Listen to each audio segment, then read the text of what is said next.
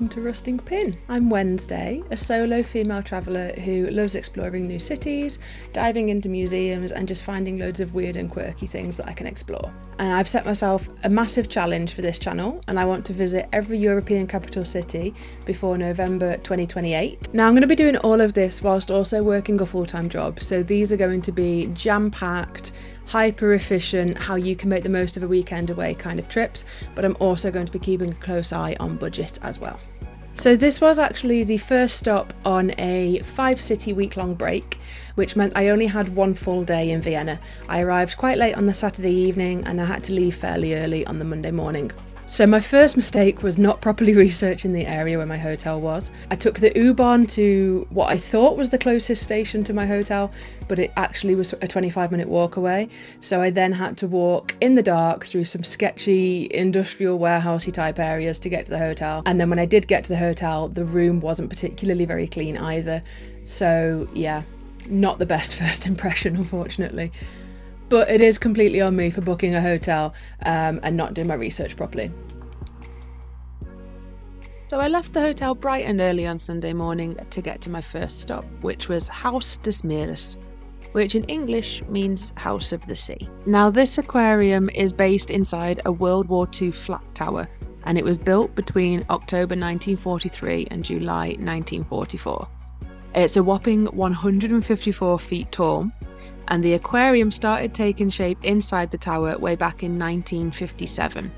And it now spans 11 floors and is home to a huge range of both aquatic and land animals, including sharks, monkeys, and tropical birds. Now, because this is my first video, I am still trying to get the hang of reminding myself to film on my proper camera instead of my phone.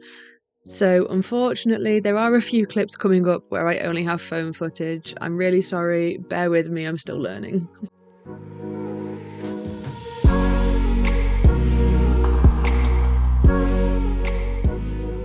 I do have a quick tip for you.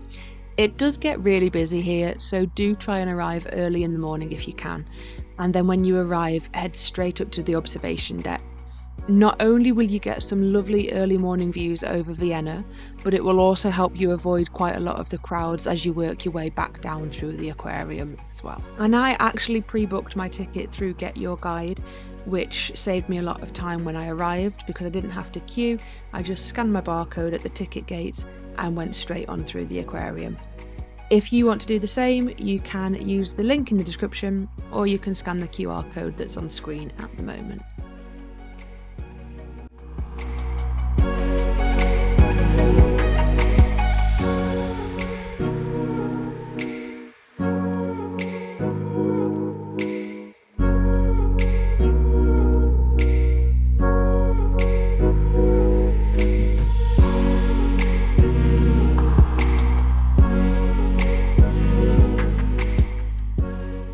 From there, I practically sprinted to my next stop, which was the Museum of Natural History, and I can honestly say that this is one of the most beautiful museums I have ever set foot in.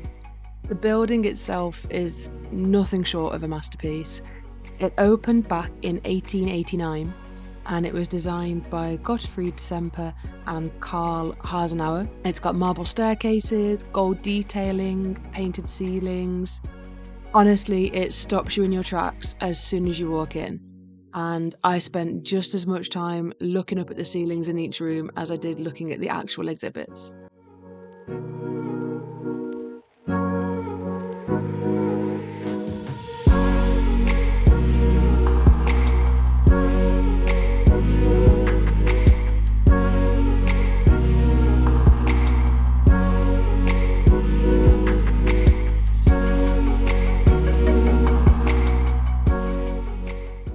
And yes, I know there's a lot of footage of dinosaurs here, and I promise you there is so much more to see in this museum than just fossils. However, I freaking love dinosaurs, and they make up about 90% of the reason why I visit every natural history museum I can find, wherever I am in the world.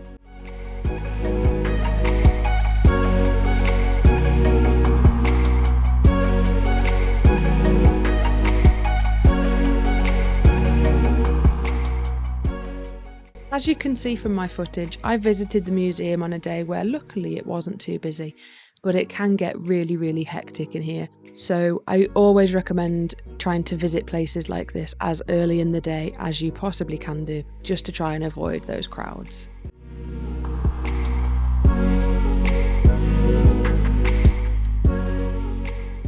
And if you would like to pre-book your ticket just to avoid those queues, check out the link in the description or scan the QR code on screen.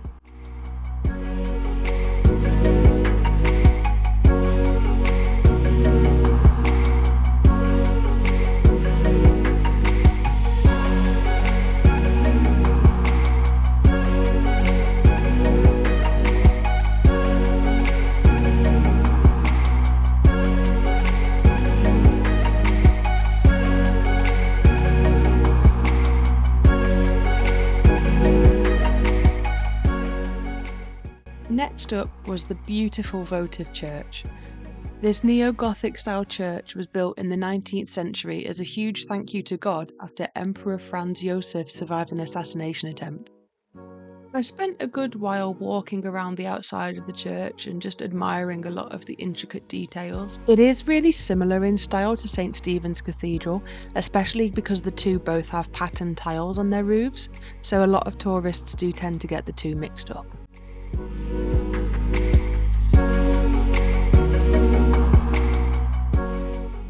Personally, I think I'm a bit more partial to the Votive Church, mostly because when the light shines in through the stained glass windows, it creates these beautiful, colourful, vibrant patterns all across the inside of the church.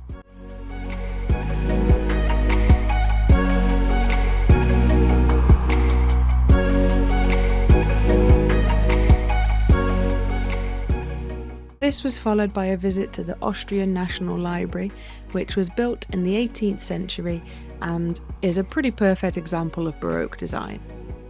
I don't think my footage here is really doing this library justice. I had my camera mounted on my rucksack and the angle doesn't quite show off the ceilings very well. So I've added in these phone clips just so you can get a better idea of how grand this place is. It's honestly jaw-dropping.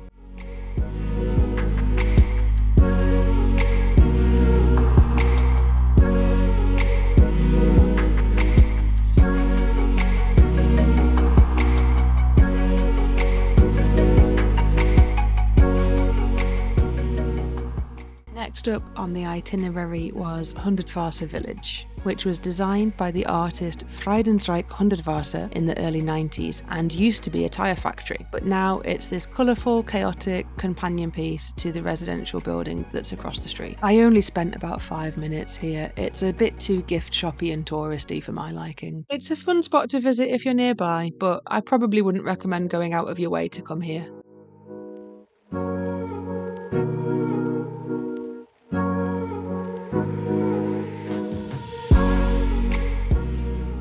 My next destination took me about an hour outside of Vienna centre to Wotrubakirche, which is a brutalist church designed by Fritz Wotruba, and it's made up of 152 raw concrete blocks.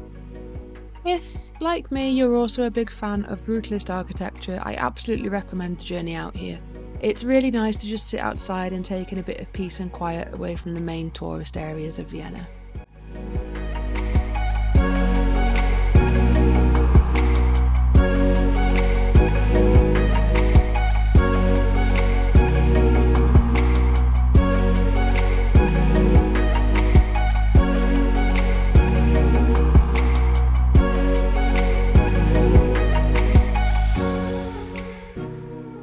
I ended my day by exploring Prater.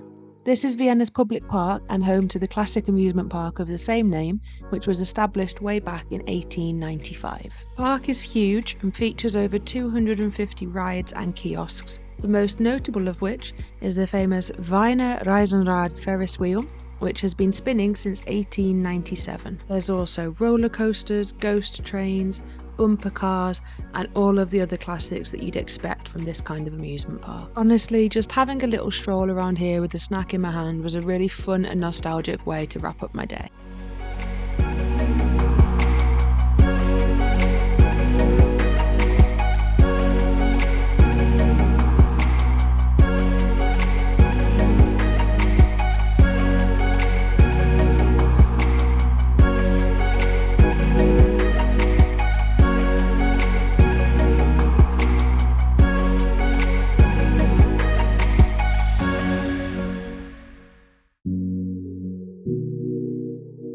I tried visiting St. Stephen's Cathedral on the Sunday afternoon, but there were just far too many people, and I instead decided to get up super early on Monday morning and head over before the crowd swarmed. And when I say early, I mean 7 a.m. But it was the best decision ever. There were only about 4 or 5 other tourists in St. Stephen's, so it was a stark contrast to the previous afternoon. Mass had just started though, and I didn't want to record and potentially disturb anyone, hence the stock footage that you're seeing at the moment. St. Stephen's is free to enter, but you can only access a small area of the cathedral for free. If you want to explore it in full, including climbing to the top of the tower and exploring the catacombs amongst other things, you will need to pay a €25 ticket fee.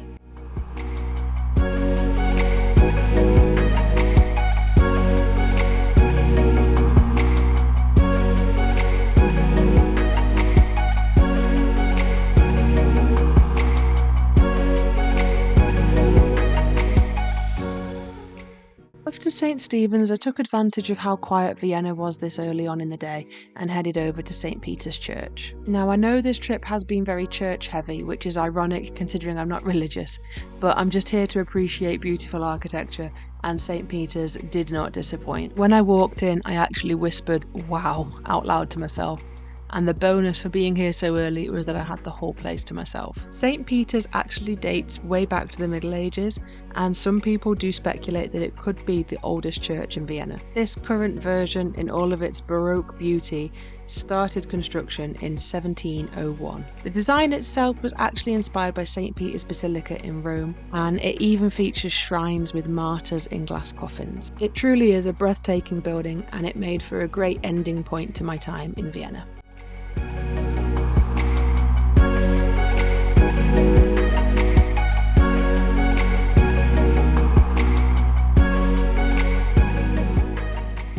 So since this channel is all about seeing the world whilst working a full-time job, we do have to talk about the cost. I always want to be super transparent about what these trips actually cost, so here is the breakdown of everything from my time in Vienna. Now obviously there are food and drink costs that need to be added onto this, but I like to try and keep that as low as possible by going to the supermarket and just buying snacks that I can keep in my bag and eat throughout the day, and then maybe go into a cafe or a street vendor or something similarly cheap.